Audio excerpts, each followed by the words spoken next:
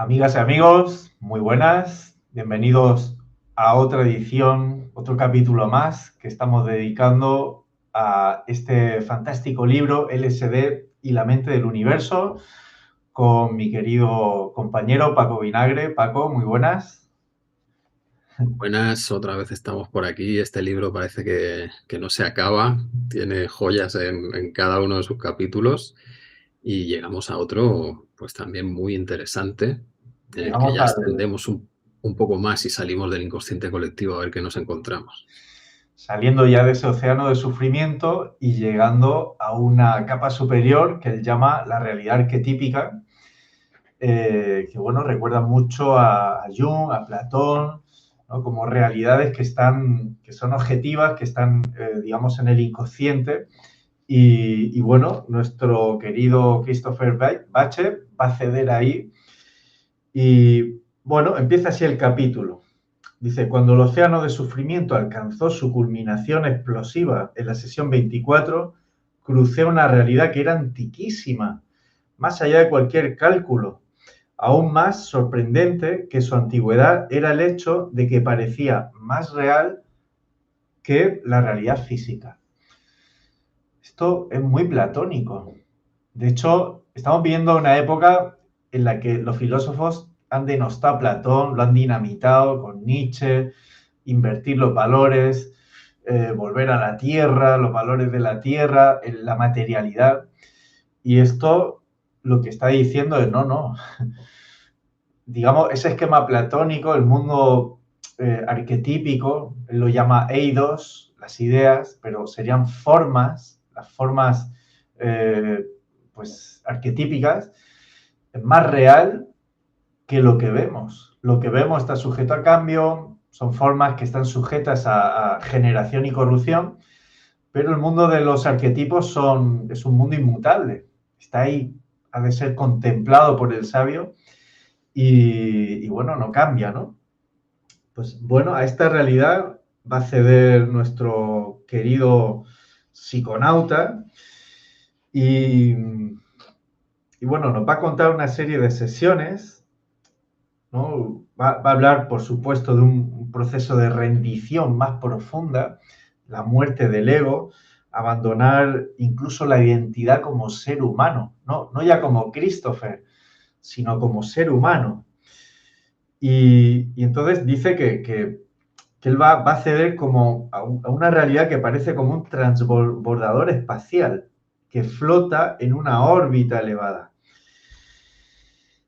Y entonces en su primera sesión cuenta una imagen muy bonita, que a ti, Paco, te ha impactado mucho, ¿no? Que él la llama el desmembramiento chamánico. Entonces dice bueno, accede a un paisaje africano en el que hay un círculo de ancianos donde están bailando, hay unas danzas, ¿no?, rítmicas, que era como una especie de iniciación chamánica, un ritual de purificación y transformación. Tenía algo de violento ese ritual, hasta que descubre que hay unas manos, las manos de estos ancianos, que empiezan a destrozarle a Christopher, perdón. Dice, los ancianos me agarraron con su estridente canto, me sujetaron y me molieron. Durante más de hora y media, la molienda continuó sin tregua. Repetidamente cantaron el estribillo, esto es un canto que rompe huesos. Imaginaros una hora y media cantándote estas entidades que te están rompiendo los huesos. Era como si los cantantes me estuvieran arrancando el deseo humano. Para reemplazar el deseo humano, los cánticos vertieron una energía en bruto sobre mí y la canalizaron directamente hasta mis huesos. Durante un tiempo que se sentía interminable, llenaron mis huesos de poder a través del canto. Esta fue la característica más destacada de la sesión. Me estaban descomponiendo para poder introducir un poder en mis huesos a través de la vibración. Bueno, eh, Pues, Impresionante.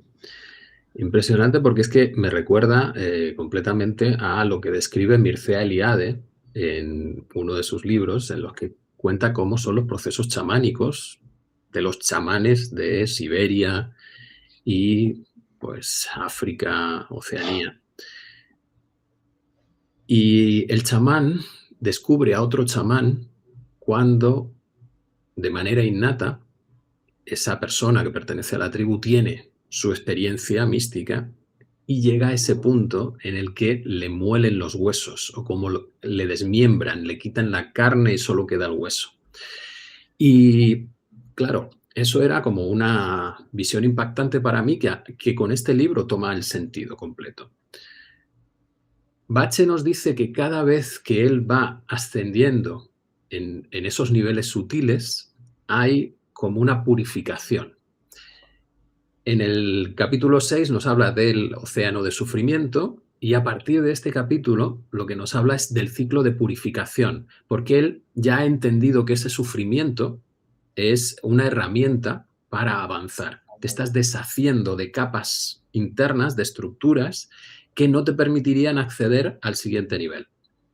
Entonces, esa eliminación de estructuras nosotros la vivimos como una invasión o como un ataque. Nos están sacando algo, nos están moliendo los huesos, que serían como nuestra estructura más potente, deshaciéndola para que la psique pueda poder integrar, ¿no? Para poder integrar esa nueva realidad. No solo la psique, sino todo nuestro cuerpo, porque luego Bache nos cuenta cómo le invadía la energía, cómo esa energía era tan potente que costaba, ¿no? el aguantar ahí. Pues Bache da esa pieza que me faltaba en el puzzle de Mircea Eliade. Es por qué se produce esa parte en la iniciación chamánica, esa parte en la que te desmiembran. Porque es el paso a dejar de ser humano y conectarte a ese otro nivel, que sería como el nivel de las ideas platónicas, el arquetípico, como el de los planos que luego se plasman en nuestra realidad física, y para poder acceder ahí tienes que dejar atrás lo que te ancla a la forma física, para poder acceder a la forma sutil. Y pues es un momento de descubrimiento impresionante y también nos da idea de hasta dónde han llegado los chamanes. O sea, cuando ellos trabajan en sus viajes yéndose a buscar nuevas realidades, están atravesando toda esa parte del inconsciente colectivo, dejándola atrás, y están accediendo a nuevas ideas o incluso llevando una semilla para que aparezcan nuevos planos, nuevas formas que luego materializar en nuestro mundo. Sí, es un trabajazo, ¿no? Es como tienes que ir adentrándote en esas distintas capas de realidad, empezando por la más densa, que es la psicofísica, la biografía de uno, el dolor, luego ir al dolor de otros, al familiar, al genealógico, toda la humanidad, y ya de ahí subes a otro nivel, ¿no? Que él lo llama así, arquetípico, y entonces tienes que estar en esa disposición a morir, a desmembrarte, a despersonalizarte. Y claro, suena como muy contraintuitivo, ¿no? Estar dispuesto a eso. ¿Qué necesidad hay, no, Christopher? ¿Qué necesidad hay de someterte a eso? Ya me imagino a su mujer regañándolo y sufriendo de verlo, pues así, ¿no? Con los ojos tapados, con la música puesta y revolcándose a base de vómitos y de gritos. Eso es tremendo. Es tremendo esa capacidad que él tiene de entregarse a esos procesos y de volver una y otra vez. Y bueno, qué bonito que lo que cuente, de alguna manera, ya está, ha sido estudiado por otro, ha sido mencionado, pero parece como que tenemos que volver a recordar ese tipo de realidades que en nuestra cultura también son contraintuitivas, ¿no? Nuestra cultura puramente materialista y esa idea arquetípica parece, bueno, una fabulación de Jung, los sueños, pero con poco crédito, ¿no? En el mundo oficial, académico, yo creo que Jung tiene poca cabida, mucho más Freud, los conductistas, ¿no? Pero no Jung. Y en mi campo, ¿no? En Jung es filosofía también. místico. Sí. Jung es el místico, ¿no? Si miramos un poco la historia de Jung, Jung tiene puntos que podríamos hablar de brotes psicóticos. O sea, de viajes fuera de su cuerpo y de entrar en esos otros estados no ordinarios de conciencia. Y por lo tanto, claro, lo que cuenta Jung es más cercano a lo que te podría contar un chamán que no a lo que te podría contar un psicólogo o un psiquiatra oficialista. Sí. Bien. Cuando tú tienes esa capacidad innata, de hecho a Jung, en un entorno chamánico, pues hubiese llegado otro chamán a formarle directamente después de esos primeros viajes en los que te vuelves loco, ¿no? Tiene que venir el chamán a cogerte y decirte, venga, no estás loco, te voy a contar cuál es la estructura de todo eso que has experimentado. Y entonces lo traes al mundo y te sirve para ayudar a otros, para generar una nueva realidad para toda la tribu. Entonces, claro, no me extraña que Jung esté como separado, porque eso es entrar en el camino de lo trascendente, en el camino de eso sutil que tú estás negando porque estás en tu paradigma materialista. Sí, sí.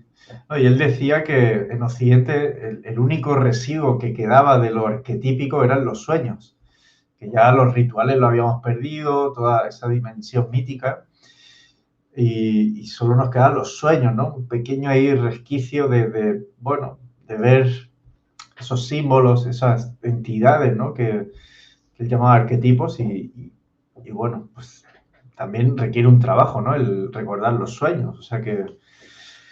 A mí me Bueno, parece interesante que contemos cuál es el concepto de arquetipo, porque al final de este capítulo Bache separa. Hay un arquetipo que podemos relacionarlo con Platón, con esas ideas perfectas, otro arquetipo que es el que nos comenta Jung, y luego incluso su idea de arquetipo después de tener esta experiencia. Bien, entonces, como eres el filósofo, te dejo a ti que pongas los puntos. Bueno, para Platón los arquetipos son ideas que son los modelos. Él decía que había un demiurgo, un hacedor, que miraba esas ideas y luego hacía las formas concretas, ¿no? Por ejemplo, la idea de mesa. La idea de mesa es una superficie plana con patas. Bueno, pues esa idea luego se ve en el mundo material de distintas maneras, ¿no? Es una forma que se expresa de manera múltiple. Luego están ideas puramente metafísicas, ¿no? Como la idea del bien, la idea de la justicia. Todos buscamos la justicia. Otra cosa es cómo la interpreta cada uno, pero tenemos una idea de la justicia, todos, ¿no? O del bien. Incluso cuando uno se quiere cortar las venas, busca una idea del bien, que es dejar de sufrir. Idea del amor. O sea que es como que tenemos todos en nuestra esencia un sentido del bien, de la verdad, de la justicia, de la belleza, que luego en el mundo material se va expresando de manera diversa. Jung no es que lo exprese exactamente así. Bueno, y Platón habla también de los cuerpos, ¿cómo lo llamaba? Los cuerpos, los volúmenes, ¿no? Habla como, no usa el término de geometrías sagradas, pero sí de volúmenes perfectos. El cubo, no recuerdo, eran varios, ¿no? 5, me parece. Los sólidos platónicos. ¿Eh? Los sólidos platónicos. Sólidos platónicos. Y luego Jung va a los arquetipos, ¿no? El arquetipo del sabio, el arquetipo no sé si habla de la dama, no sé, el ánima y el animus, usa esos conceptos, ¿no? Como la diosa. Bueno, son conceptos que tenemos en nuestro imaginario, ¿no? La idea de un sabio, una sabia. Él tiene por ahí como varios arquetipos de, bueno, formas de ser, ¿no? Formas de expresar la persona a un nivel, yo diría, elevado. y bueno, que cada uno luego lo interpreta también como buenamente entiende. No sé si en el final del capítulo esto lo explica también, así Sí. Platón, Jung y los arquetipos. Sí, él dice que él toma prestado de estos dos pensadores, pero a su vez lo matiza, ¿no? Por un lado, en lo que está más allá del espacio y del tiempo, lo que informa y da estructura a la materia. Luego dice en el sentido junguiano, son patrones del inconsciente colectivo de la humanidad, patrones de memoria colectiva, pensamiento colectivo, aprendizaje colectivo, fisiología colectiva. Y bueno, luego va Sheldrake, Rupert Sheldrake, él decía que había unos campos morfogenéticos, es decir, como una nube, ¿no? Ahora el concepto de la nube, que está muy en boga, como una nube de información, la cual, bueno, nosotros podemos decodificar parte de esa nube y cuando unos pocos se empiezan a decodificar una información, ya digamos que está accesible a toda la humanidad, ¿no? De repente se normaliza. Y Sheldrake dice que esa capacidad que tenemos los individuos luego afecta también a la nube. Como un bucle de retroalimentación entre la mente de la especie y los individuos, lo que le permite a la mente de la especie aprender conforme lo van haciendo los individuos que la componen. El aprendizaje colectivo avanza mucho más lento que el individual, pero cuando la mente de la especie acaba por comprender una verdad, el cambio resultante se propaga por toda la especie y da lugar a curvas de aprendizaje más rápidas. A mí me viene, por ejemplo, el descubrimiento del fuego. Parece que cuando se empieza a descubrir en un punto del planeta, rápidamente se descubren otros puntos del planeta. No sé si hay por ahí otros ejemplos. A mí Pero me viene bueno, uno que no sé si es de Sheldrake también, que además me parece muy bien ubicado porque es muy técnico. Y es un ejemplo de los laboratorios de cristalografía. Bien, en esos laboratorios intentan generar nuevos minerales, que sería uniendo átomos, bien, de diferentes elementos, pero claro, esa primera unión de un mineral que no existe en la naturaleza cuesta muchísimo para llegar a tener algo estable que luego se pueda hacer crecer su cristal. Bueno, pues la broma viene porque cuando un laboratorio es capaz de generar un nuevo mineral, de repente hay otro montón de laboratorios en el mundo que empiezan a generar ese mismo mineral. Bien, ha costado un montón crear como la semilla y luego ya como que resulta fácil que llegue a todos los demás. De ahí generan una broma y dicen que todos los cristalógrafos, los humanos que se dedican a eso, pues tienen barbas grandes y se les quedan ahí pues restos de ese nuevo mineral y como viajan entre los laboratorios, pues van llevando la semilla al resto de laboratorios para que se generen bien los minerales o los cristales de una manera mucho más sencilla. Y en esa broma lo que te están diciendo es, no nos explicamos por qué cuesta tanto la primera vez y a partir de ahí todo el mundo lo puede hacer. Y otro ejemplo serían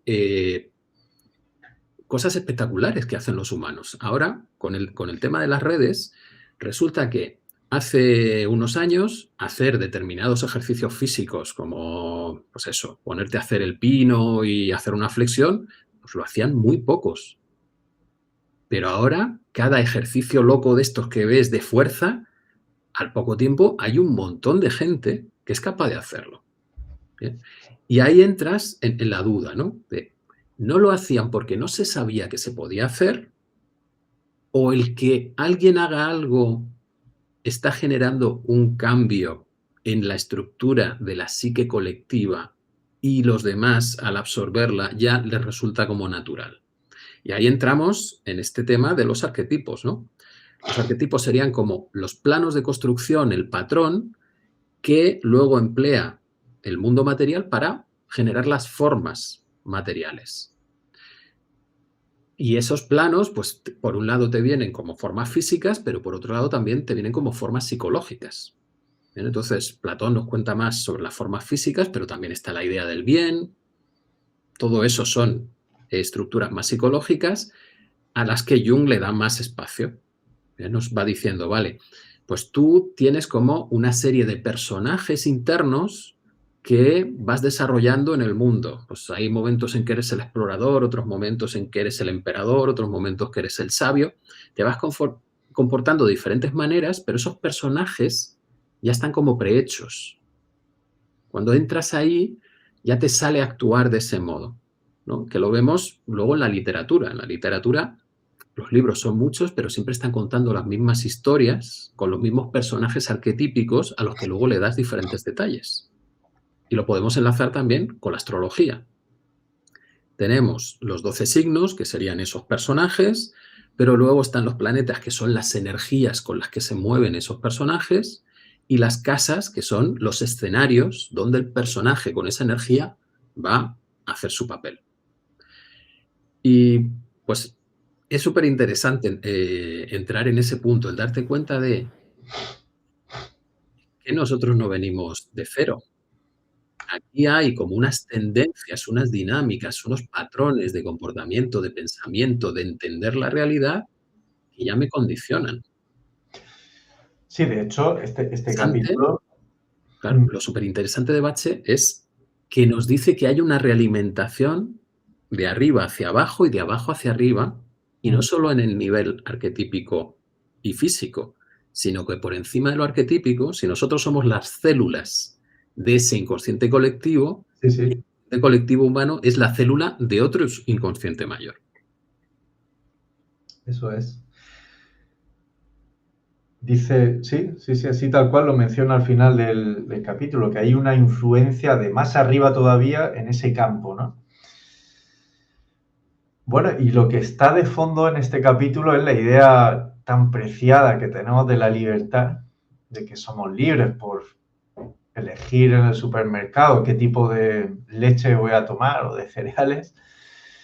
Y lo que está hablando es de una prefiguración muy poderosa en un nivel inmaterial de la realidad, ¿no?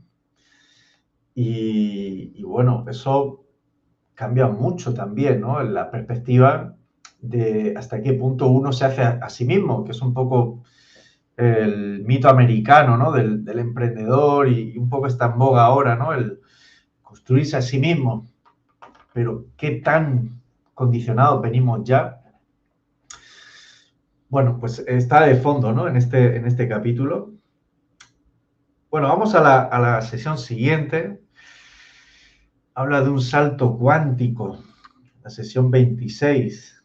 Siempre hay una fase primera de caos, no puede faltar el caos. Pero llega un punto en el que habla de unas formas que son como fuerzas vivas, ponen mayúsculas, unas fuerzas vivas, demasiado diferentes de mí y demasiado extrañas para captarlas con precisión. Fuerzas antiguas, enormes, de alcance panorámico, celestiales pero orientadas hacia la Tierra, creando a través de la humanidad, viviendo a través de la humanidad, satisfaciéndose a sí mismas a través de la humanidad.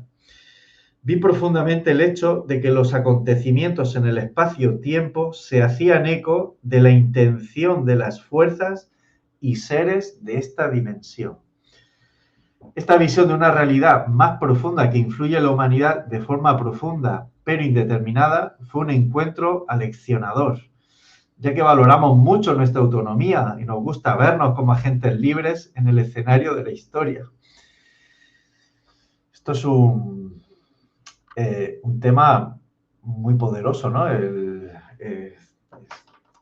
Sería el tema de los dioses, lo que llamamos dioses, ángeles, arcángeles, querubines, fuerzas demoníacas, fuerzas que están en un plano que no podemos ver a simple vista, pero que está ahí en la historia de las religiones.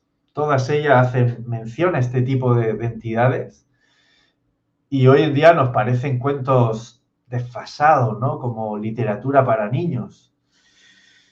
Bueno, pues a lo mejor los niños somos nosotros, que hemos degenerado a nivel de comprender los órdenes de realidad. Nos hemos quedado con este porque lo hemos dominado a un nivel pues extraordinario, pero a costa de ignorar los otros niveles, de despreciarlos. Y bueno, quién sabe, ¿no? Por ejemplo, la guerra, ¿no? ¿Qué influencia hay en otros órdenes para que en este haya guerras? ¿No? De repente, Gurdjieff hablaba de procesos periódicos de destrucción mutua y él decía que se debía a influencias cósmicas. Entonces, bueno, a mí me impresionó mucho esta frase. Fuerzas creando a través de la humanidad, viviendo a través de la humanidad, satisfaciéndose a sí mismas a través de la humanidad. Fijaros que la palabra holocausto significa sacrificio. ¿Sacrificio a quién? Ese baño de sangre, ¿a quién se le honra? ¿Por qué se le llama holocausto? Ahí lo dejo. Ya estamos entrando en un tema que si no queremos que cierren canales o van en vídeos, vamos a dejarlo ahí. Cada uno que se haga la pregunta de por qué se utiliza una palabra que tiene que ver con lo sagrado para algo, que es una barbaridad. Y ahí estás tocando un tema que nos saca como el miedo más profundo, ¿no? El estar dominados por algo, por otra cosa. Pero eso parte de nuestra visión, que lo podemos asociar al darwinismo o a la visión victoriana del siglo XIX, que tiene esa base potente calvinista, protestante, de Dios eligió a los justos en el inicio de los tiempos y eligió a los pecadores y por lo tanto no hay opción.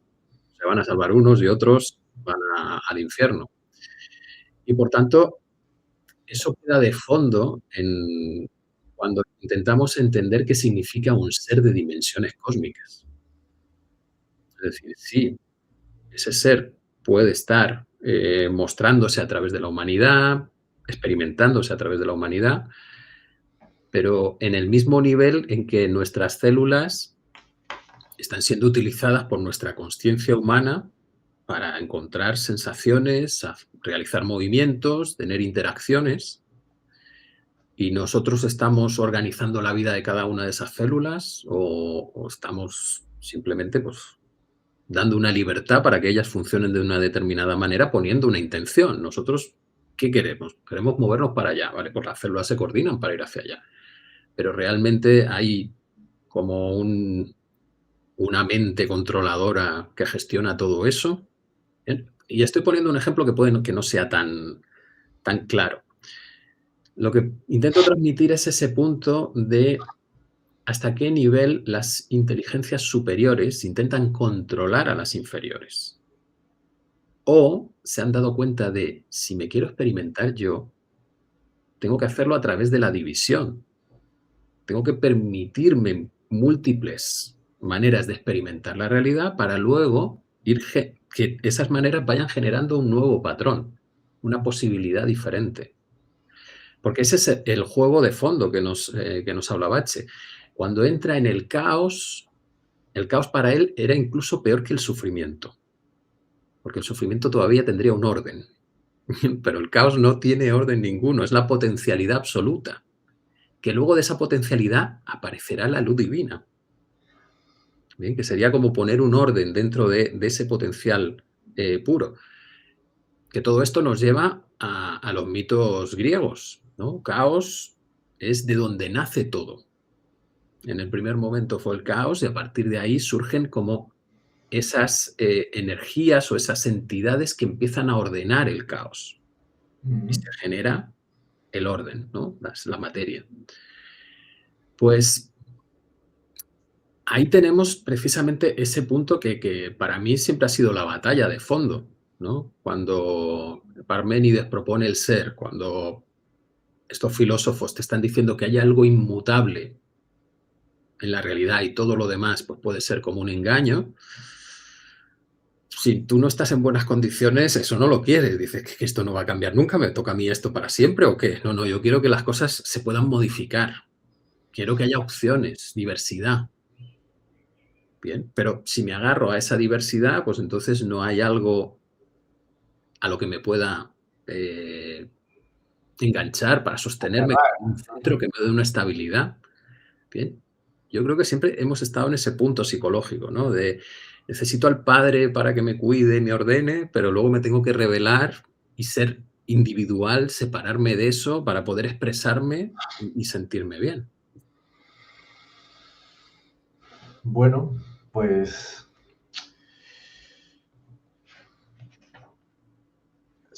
es que es ya entrar en lugares que, bueno, uno ha de ponerse humilde, ¿no? Porque esas fuerzas, pues no las podemos comprender realmente con nuestra cabecita y mucho menos con el paradigma en el que nos movemos normalmente, material, reduccionista, todo eso.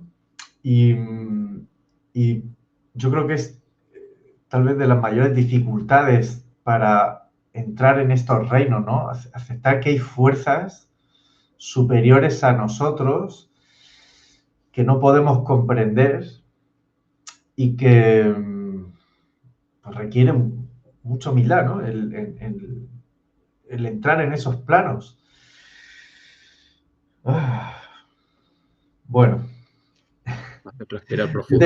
he tenido experiencias de ese tipo y yo siendo vanidoso y orgulloso materialista, encontrarme, por ejemplo, Castaneda lo llama el diablero, los diableros, entidades que secuestran almas, se alimentan de almas. Yo he visto esas entidades, las he padecido y lo digo porque es un trabajo muy serio este.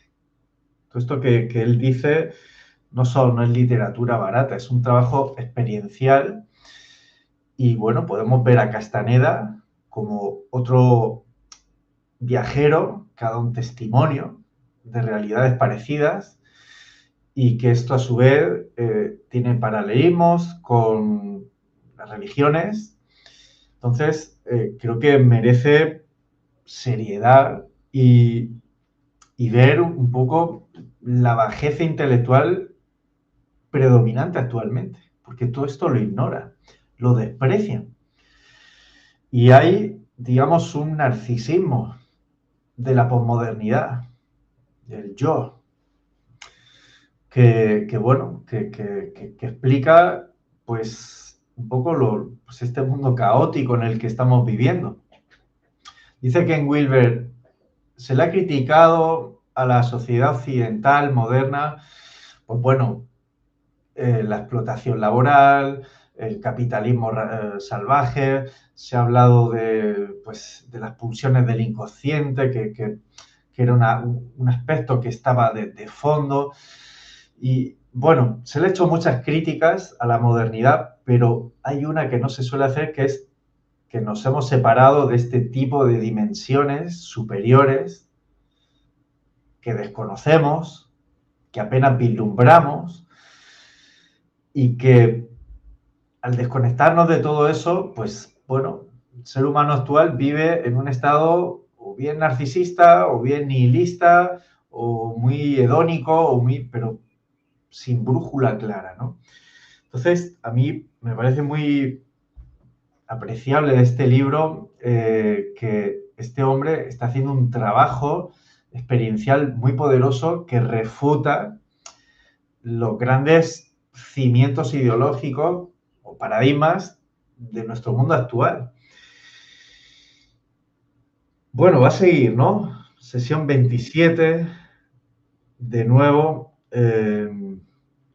entra en realidades arquetípicas, patrones colectivos. Es una sesión un poco más vago lo que él cuenta aquí. Dice que empieza a experimentar nuestras mentes individuales como nodos que forman la red de la mente de la especie. interesante pensamiento, ¿no? Como que no estamos tan separados, sino que somos como fichas conectadas.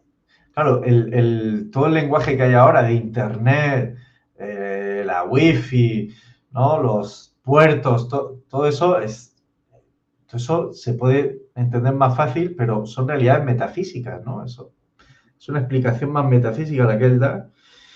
Pues puede que con Internet estemos intentando Emularlo, ¿no? traer, sí, o evocar de algún modo esa visión en nuestra mente, ¿no? Te pongo cómo es en lo material para que te acerques luego y cuando des el salto no te resulte tan chocante, sino que diga, si esto es como Internet. Como Internet. Exactamente, que tienes esos servidores que están conectados los unos a los otros y que comparten toda la información. Y por lo tanto tú eres un ser individual con tu experiencia que estás compartiendo con los demás, pero también estás recibiendo la experiencia de los demás.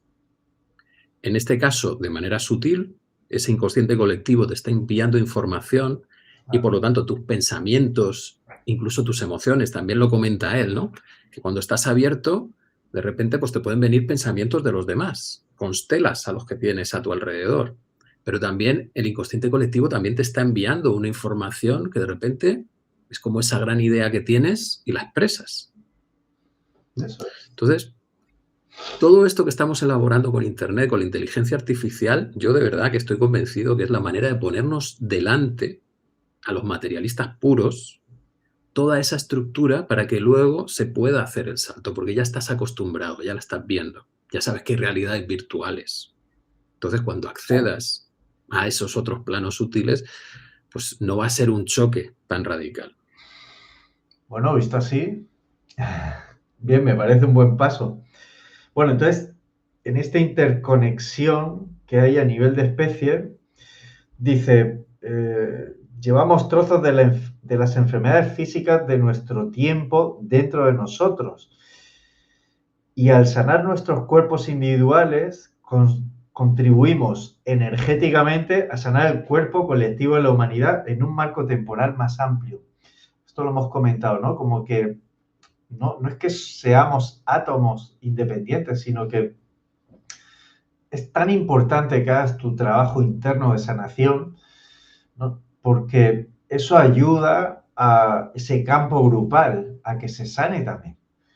Entonces, pues hay que tomárselo en serio, ¿no? No es una opción de, bueno, venga, voy a ponerme, a ver si me va mejor, sino bueno, que es también, pues, por mí y por todos mis compañeros, que eso influye de alguna manera en esa red energética. Y aquí me viene un comentario para un amigo mío, que es José Luis, que siempre su tema de fondo es, vale, muy bien el crecimiento personal, pero ¿y los demás qué? ¿Cómo ayudamos a los demás? ¿No? Y claro, yo entro ya en ese punto de decir, es que precisamente por tu cambio personal y el estar todos interconectados, todos integrados, ese Claro, cambio está llevando una nueva idea al campo, al mundo, ¿no? Al plano de los arquetipos. Y los demás pueden incorporarla mucho más fácilmente. Les llega ese momento de iluminación, porque tú has generado ese cambio y eres un ejemplo. Porque eso si no, es. muchas veces nos perdemos en la ayuda al otro, cuando en realidad hay un momento en que hay que soltar al otro. Lo que hacemos con nuestros hijos es lo mismo que tenemos que seguir haciendo con los demás. Todos estamos en un proceso de crecimiento interno, que no acaba. Y hay un momento en el que nos tienen que soltar de la mano. ¿Ven? Hay niños que se sueltan solos y dicen, ya está, me voy y ya volveré. Y hay otros niños que siempre están ahí agarrados de la mano e incluso como que necesitan que tú seas el que suelte la mano. Y les digas, no, tú puedes, tienes que tener confianza en que ellos pueden avanzar. Y de primeras el niño puede llorar y querer volver y a ti se te coge el corazón y entras ahí en el conflicto, pero llega un punto en el que te tienes que rendir a la vida, a saber que todos somos perfectos y todos podemos avanzar. Está claro que cada uno necesita sus ajustes, pero esa idea de fondo de que todos podemos hacer ese cambio interno y crecer Importante. es lo básico, porque si no estamos pues atrapados en el arquetipo de padre y madre, haciendo de padre y madre a todo el mundo y no permitiendo que los hijos crezcan y se conviertan ellos en padres y madres o simplemente adultos. Eso es. Bueno, aquí hace una pausa. El autor dice, los dioses. ¿Qué son los dioses en este nivel sutil? Dice, cuando alguien habla de dioses, en el fondo creo que está experimentando o una forma de pensamiento colectivo o una presencia espiritual vestida de una forma de pensamiento colectivo.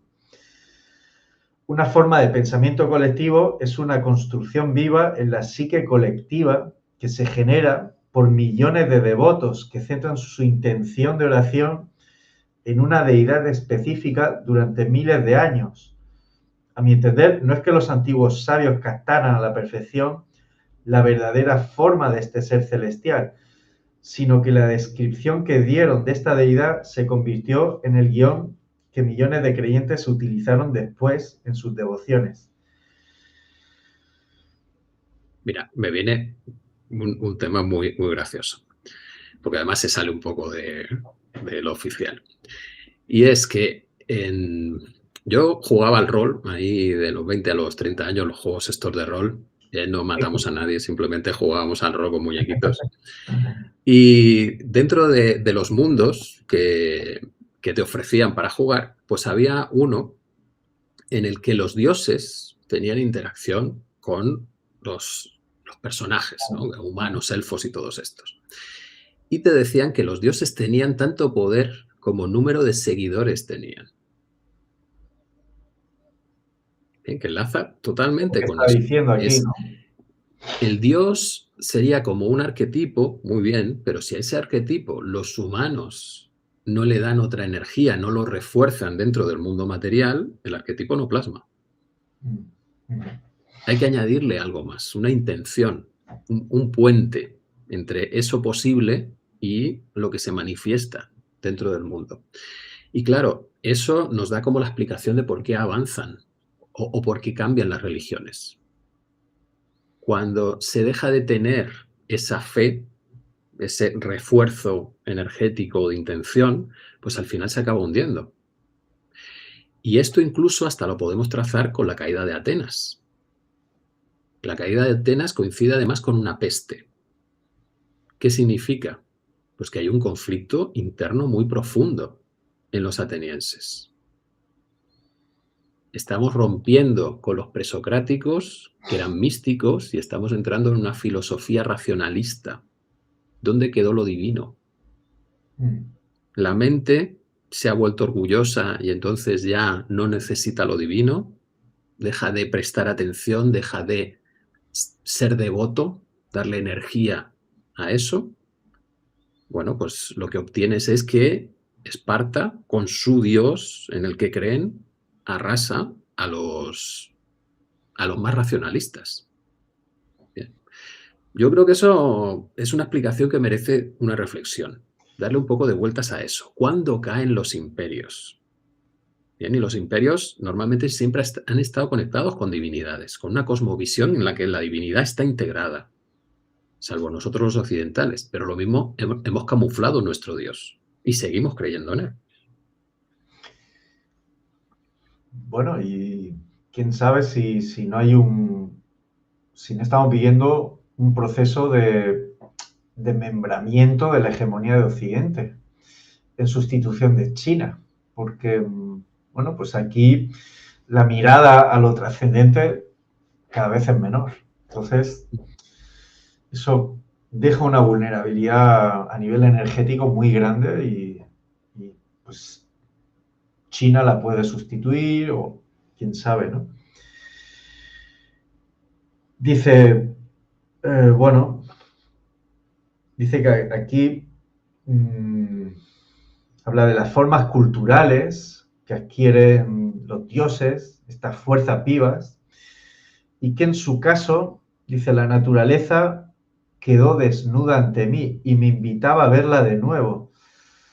Todas las formas, incluso el brillante esplendor de los arquetipos, son intermediarios de lo que está más allá de la forma. Debemos desaprender todo lo que nos han enseñado sobre Dios.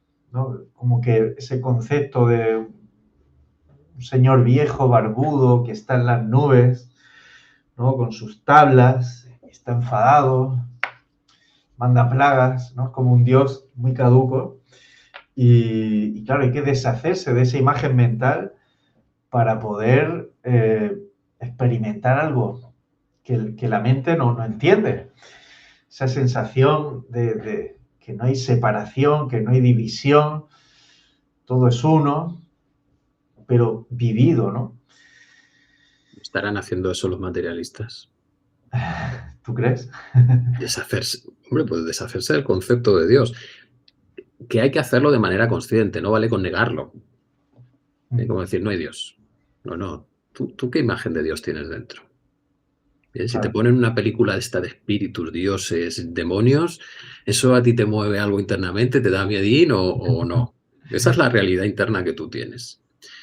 Pero sí que me parece un proceso que estamos haciendo en esta edad del Kali Yuga de soltar las visiones antiguas, que también lo comenta en este capítulo Bache. En el proceso de evolución de esas inteligencias superiores se necesita ir soltando lo tóxico o las creencias más arraigadas. Y ese sería el patrón o el papel de las inteligencias del siguiente nivel. Es como conectar con eso para poder liberarlo y soltarlo y que la inteligencia superior se transforme. ¿Bien? Porque puede que sean elementos muy específicos, muy pequeños, y la inteligencia superior no es capaz de identificarlo desde su dimensión, ¿no? Me estaba acordando, el otro día me decía un amigo, Dios es amar. Y, ostras, me gustó, digo, Dios es amar. No es amor, sino amar. Entonces, como que es un acto que puedes hacer tú, ¿no? Y Claro. bueno, Ibache cuenta varias veces, ¿no? De esa conexión con ese amor indescriptible. Entonces, bueno, por ahí va, ¿no? Bueno, sesión 28. Dice, la llama colapso arquetípico. A medida que me expandía, sentía que me desmantelaban, como si arrancaran trozos de mí, ¿no? De nuevo, esa idea del desmembramiento. Y de nuevo accedes a una región de inteligencia que crea y sostiene la realidad física.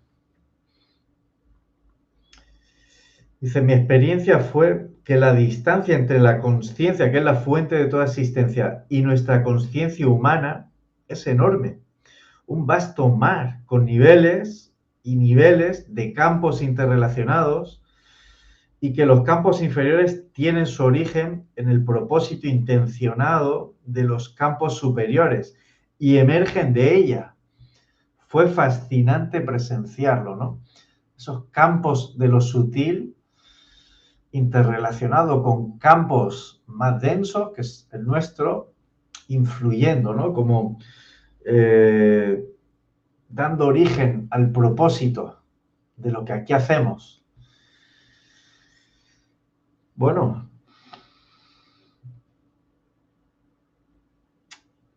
luego habla de que continúa en un proceso de colapso arquetípico en el que se tenía que mantener muy inmóvil, como estar en el centro de un tornado, hasta que accede a una realidad brillante, ¿no? Lo llama la brillante claridad, infinitamente espaciosa, infinitamente extendida, saturada de inteligencia y muy clara, clara más allá de la imaginación. Bueno, luego dice que ya regresa a una realidad más espaciotemporal, de nuevo va a África, una llanura africana donde cientos de personas bailaban para celebrar. Y bueno, habla aquí de una conciencia más de la tierra. Entonces, bueno, de nuevo la idea de que pensamos que somos seres individuales separados, y él dice que no, que somos campos de conciencia que se expresan luego a través de individuos. Dice, solemos suponer que los pensamientos que surgen en nuestra conciencia individual son nuestros pensamientos, nuestra creación privada. Sin embargo, ahora veo que algunos de estos pensamientos no son nuestros, sino el registro en nuestra conciencia local de un pensamiento colectivo que surge en el conjunto de la mente de la especie. Un pensamiento que se ha iniciado en un nivel de inteligencia más profundo y centralizado. Estamos rodeados por una red colectiva de influencias que influye de manera consciente e inconsciente. Juntos formamos el tejido sin costuras de la inteligencia manifestada. Estos campos porosos de energía son enfocados por nuestros cuerpos individuales, pero no están limitados a ellos. Cualquier configuración cuerpo-mente específica es un pensamiento muy bonito porque está hablando de la reencarnación. Dice, estos campos porosos de energía son enfocados por nuestros cuerpos individuales, pero no están limitados a ellos. Cualquier configuración cuerpo-mente específica, es decir, las personas concretas, vive por un tiempo, pero su campo perdura como una célula en campos aún mayores. Mi cuerpo-mente personal terminará, pero otro se materializará para retomarlo en el punto donde quedó. De este modo, mi campo energético individual crecería y evolucionaría a medida que crece y evoluciona el campo del alma del que forma parte. Además, mi experiencia vital pasaría a formar parte del campo colectivo de mi especie. Todas las experiencias que he tenido, incluidas las de mis sesiones, pasarán a formar parte del aprendizaje colectivo de mi pueblo, como parte de su memoria colectiva. No hay fronteras absolutas, ni en el espacio ni en el tiempo. Solo mezclas de campos de energía con muchos niveles de inteligencia que lo atraviesan todo. Bueno, es como que todo lo que aprendemos va al campo grupal, son avances que hacemos para los que vienen. Entonces los que nacen dentro de ese campo de energía grupal y encarnan, y es como un alma colectiva, ¿no?, que está aprendiendo. Interesante, ¿no? Sí. Como que... Ahí toca con algunas concepciones que se tienen, ¿no? De que hay un alma que se va reencarnando, pero como que tú haces contratos para ver qué vienes a hacer a esta vida. Casi de nuevo reproduciendo lo individual dentro de esa línea temporal más larga, ¿no? Y aquí lo que propone Bache es que sí, vale, hay una alma individual, pero es que luego ese alma individual pertenece también a otra alma superior, que puede ser el alma de clan. ¿Bien? No tenemos por qué pasar directamente el inconsciente colectivo, toda la humanidad. Tu clan también tiene un alma específica y una historia que intenta evolucionar a través de todos los miembros que van apareciendo en el clan. Y ese alma de clan, pues es otra parte de un alma más grande que se podría ser el alma social más cercano, ¿no?, de tu pueblo, de tu etnia. Y luego seguimos ampliando esas almas. Y por tanto, hay un flujo hacia abajo de qué quiere el inconsciente colectivo de la humanidad, qué quiere el inconsciente colectivo de mi etnia, qué quiere el inconsciente colectivo de mi clan, qué quiere el mío. ¿Bien? Y al revés, porque claro, todo eso se está expresando hacia abajo y nosotros pues, lo vivimos como una experiencia vital. Todo lo que nos está ocurriendo y aquello que nos hace sufrir, aquello que no sabemos resolver, es lo que nos atrapa y nos motiva a generar algo diferente, y ese algo diferente vuelve a subir a través de todos los inconscientes, de todas esas almas, para crear otro cambio a un nivel macro, ¿no? Y es el juego de la vida al final. Es como tengo una potencialidad desde ese nivel macro que voy a manifestar a través de los infinitos divisiones que puedo hacer, y esas infinitas divisiones, según van actuando, provocan que lo superior pueda evolucionar también. Y cuando ya estás ahí, pues llega el punto de decir, vale, ¿y en mi día a día qué hago yo? ¿Qué tengo que hacer? Porque estas son las filosofías que luego... Te puedes quedar muy arriba, ¿no? Sí, sí, sí, Exacto. ¿no? Esto es un tema, ¿no? Cómo caminar con pies de plomo cuando uno vuela tan alto y no quemarse como Ícaro, ¿no? Un poco buscar ese equilibrio. Pero claro, es apasionante el explorar esos campos de energía que nos producen a nosotros para que evolucionemos de manera infinita y nuestras vidas, digamos, temporales son muy poca cosa comparado con esos campos álmicos que están aprendiendo a una escala mayor de tiempo, ¿no? Solo somos hormiguitas, ¿no? Comparados con ese campo y bueno, pues hacemos lo que podemos. Sí, lo que podemos y muy importante, Muy porque en su importante. enfoque Bache toca el tema del karma, y claro, si la reencarnación también tiene un encaje con lo colectivo, el karma también tiene un encaje con lo colectivo. Así que cada uno de los individuos tiene un papel fundamental en ese avance del colectivo, porque si estás buscando algo nuevo, no sabes cómo es. Tienes que explorar el terreno para encontrar dónde está el tesoro.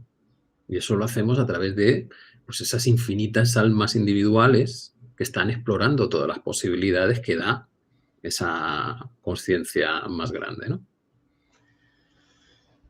Bueno, seguimos. El ciclo de purificación. Bueno, él habla pues de que cada vez tiene un estado energético más alto, vómitos,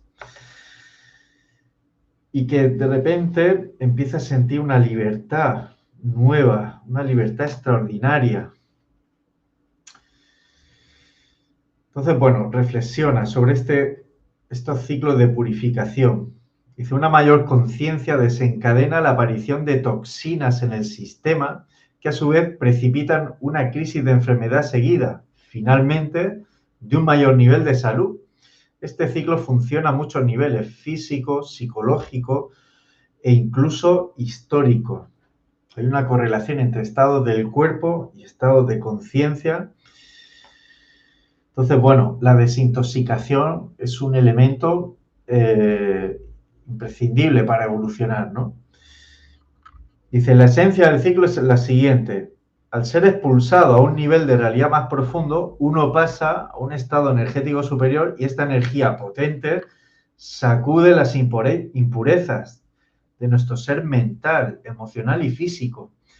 En las siguientes sesiones, el sistema trabaja para vaciarse de estas toxinas mientras continúa absorbiendo la pureza y la intensidad de esta nueva energía. De ahí estos ciclos de muerte y renacimiento. ¿Muerte qué es? En realidad es purificación. A través de la repetición aprendes que en lo más profundo de tu ser es imposible morir. La forma que somos puede hacernos añicos. Nuestra realidad puede destruirse una y otra vez, pero nuestra esencia más profunda siempre resurge, como el ave fénix. Entonces, bueno, es el precio para acceder a nuevos niveles de realidad. Yo le daría una vuelta a los términos que utiliza él. El término de purificación y toxina, bien, me parece como que ya los interpretamos como bueno o malo, ¿no? Cuando en realidad luego lo que nos está transmitiendo es que para acceder a una realidad superior tienes que quitarte los filtros que te impiden verla o te impiden experimentarla. Y esas son las toxinas, que en tu realidad inferior no son toxinas, son la explicación de cómo funcionan las cosas y lo que te permite vivir dentro de esa realidad. Pero claro, soltarlas, si están tan integradas en ti, forman parte de la estructura de lo que eres en ese nivel, pues tienes que demoler tus huesos, bien, arrancarte Es todas esas partes para poder Mínimo. liberarte y ascender, llegar a esa nueva dimensión. Pero claro, al final, como nos cuesta mucho entender que ese es un proceso natural y que pues las estructuras son efímeras, pues siempre te agarras. Claro, Que tienes esa siempre, tendencia a quedarte ahí, ¿no? Pero que inevitablemente. luego lo va mostrando. Dice, yo ya buscaba la muerte y resurrección porque sé que ese es el paso a lo siguiente. Sí, ya de perdidos al río. Voy a morirme porque en el fondo sé que no me muero. Entonces, bueno, estoy unas horas un poco perdido, muriendo, pero bueno, antes o después llega la luz, ¿no? Pues nada, él entonces entiende estos ciclos de reencarnación y purificación en términos de especie, en términos colectivos.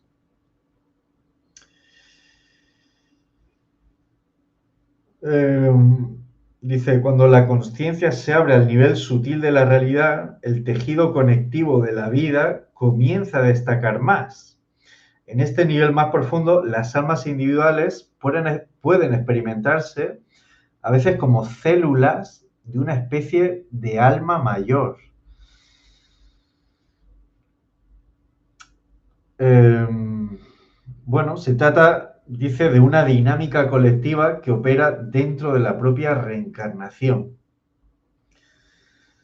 Entonces, bueno, eh, pues pensemos en ese nivel colectivo también, ¿no? Ciclos de muerte, ciclos de purificación, reencarnación para la evolución, ¿no? Él dice presenciar cómo la naturaleza avanza en su propia evolución a través de nuestras muchas vidas.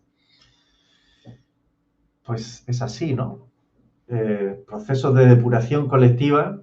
De hecho, él llega a decir que estamos en una época en la que pues, la sanación está en el centro, ¿no? Parece que tiene que salir de todas las esquinas, de debajo de las alfombras, todo el dolor que hay por la exclusión, por la guerra, por la dominación, por los maltratos, las violaciones. Todo eso está aflorando, ese dolor, y ha de ser purificado a gran escala, ¿no? Está en auge, ¿no? Todo lo que tiene que ver con la autoayuda, la sanación. Parece que es un poco el espíritu de nuestra época, ¿no? El estar atravesando por un proceso depurativo muy grande como una preparación a un nuevo ciclo histórico, una nueva etapa de la humanidad. Entonces, pues eso da perspectiva también, ¿no? De qué está pasando aquí. ¿Por qué tanta gente enferma? Tanto consumo de psicofármacos, tanta depresión. Bueno, pues Si lo tiene ves el desde el enfoque, mensaje en esa visión más cósmica, ¿no? Pues depuración para un renacimiento. es que en el enfoque que estás proponiendo es como que nos hemos atrevido a lo más gordo. Es que creernos que la muerte es definitiva. Porque claro, antes, bueno, pues si hay reencarnación, pues ya está, pues voy a la batalla o me atrevo a explorar lo que sea, pues ya vendrá otra vida y en esta he sido un héroe y ya está. Pero si no hay nada después, si esta es tu única oportunidad, ¡buah! Ya no hay red. Es salto mortal, triple, quíntuple y no hay red abajo. Entonces sí, claro, salen todos los miedos, todas las heridas que están ahí profundas, que antes estaban tapaditas porque, bueno, no pasa nada, luego vuelvo, voy al cielo, me curo, me sano y vuelvo a bajar. No, solo tienes una oportunidad, esto es lo que hay. ¿Cómo Y se ese te pone el delirio, ¿no? cuerpo De ahí? experimentar, de querer consumir el tiempo, ¿no? Que se me va el tiempo, lo tengo que consumir. Y eso pues crea también un poco de desquiciamiento. Eso es, pero porque estamos explorando precisamente ya lo más profundo, ¿no? Vale, me desconecto de todo lo que soy, me quedo con simplemente la realidad material. Y cuando me desconecto, entonces, ¿qué queda? ¿Qué siento? Y es eso, es Ansiedad, depresión, todo lo que estamos todo lo que hay ahora, experimentando. ¿no? Claro, pero todo eso, desde este punto de vista más amplio, sería como las, las toxinas en el sentido de las estructuras que todavía tengo dentro de mí que no me permiten entrar en conexión plena. El otro día leía que España es el país del mundo que más ansiolíticos consume. Del mundo. ¿Qué está pasando en España, no? Pues el ansiolítico elimina la empatía. Sí. Así que si en España estamos teniendo una epidemia de egocentrismo, Psicopatía. pues lo mismo ya podemos empezar a ver de dónde puede venir. Bueno, no sé si cómo vamos de tiempo. Bueno, yo creo que le hemos dado un repaso bastante bueno al capítulo, bien, porque este es como el salto hacia eso colectivo, en el Falta la que parte final, que es la más bonita. pues Pues venga, venga, dale, yo creo dale. que lo dejamos ahí en No, no, suspense. dale, dale, dale, dale, porque si no dejamos las cosas Vamos, en el aire, no, vamos a sentar, como el final de una bueno, buena sesión. vamos para allá. Bueno, empieza sesión 29 a experimentar la existencia humana como un campo completamente unificado, ¿no? Las teorías físicas de la cuántica y todo eso él lo experimenta. Eh, dice, dice que las personas individuales elegían reencarnarse para limpiar sus patrones kármicos personales. Ahora lo experimentaba como una decisión centralizada de encarnar generaciones enteras para limpiar el campo mental humano de su legado kármico colectivo. O sea, como que es una lección que viene de más arriba el atravesar esta etapa de limpieza kármica, ¿no? Ya no son seres individuales, sino que es la red de la vida operando de manera integrada y unificada. Nuestro periodo histórico actual parecía ser uno de desintoxicación y sanación colectivas.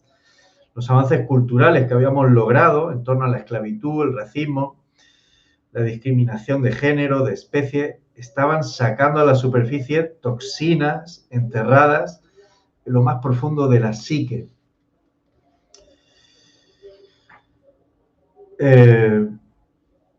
Bueno,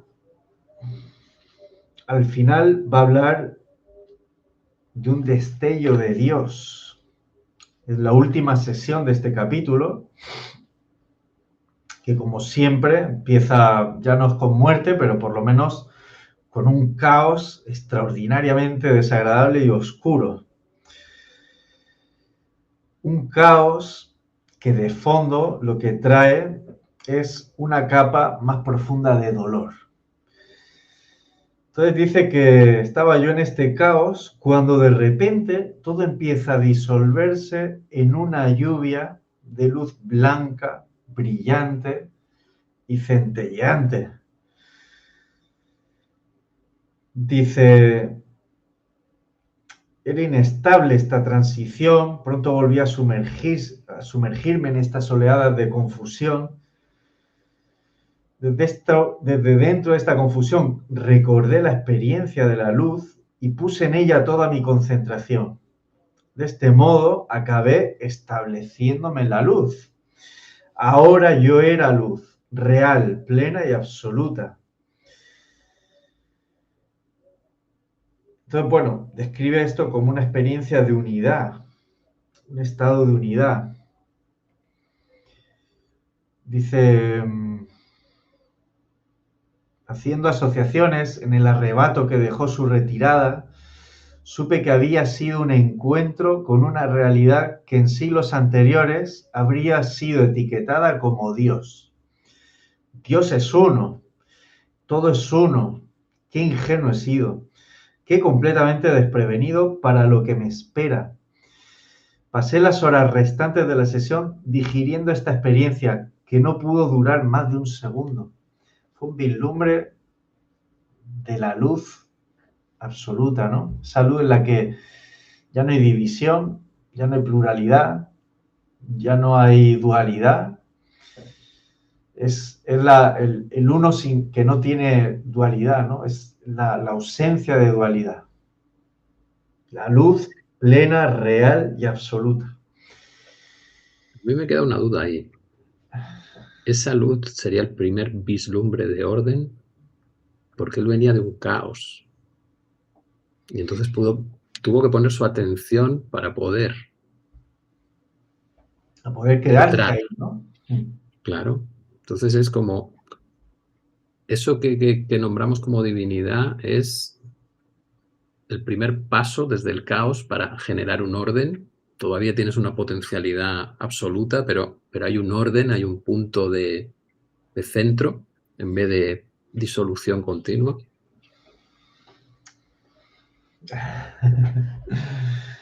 Bueno, habría que preguntarle a Christopher. Yo tuve una experiencia que este tipo, no sé si duró un segundo o una hora o dos, no lo recuerdo, pero pura luz. Esto de que somos luz y el resto es secundario, yo lo pude experimentar ahí en Huautla hace ya 15 años.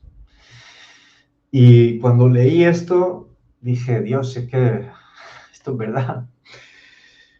Bueno, yo lo que experimenté fue una luz, dicha pura, una sensación de ser más real que nunca, incluso de no querer volver a este plano porque ya te parece, pues, un poco banal, ¿no? Es como, ¿para qué? Pues esas contiendas que se dan con los deseos, las frustraciones, los afanes cotidianos, todo eso, ¿para qué, no? Si aquí ya todo es, ¿no? Y es pura luz, puro ser, plenitud pura. No sé ni cómo me llamo y da igual. O sea, yo no tengo una conciencia de Alejandro, es una conciencia de ser y ya está, ¿no? Claro, ahí ya las palabras, pues todo lo que uno diga es totalmente irrelevante, es indescriptible ese estado.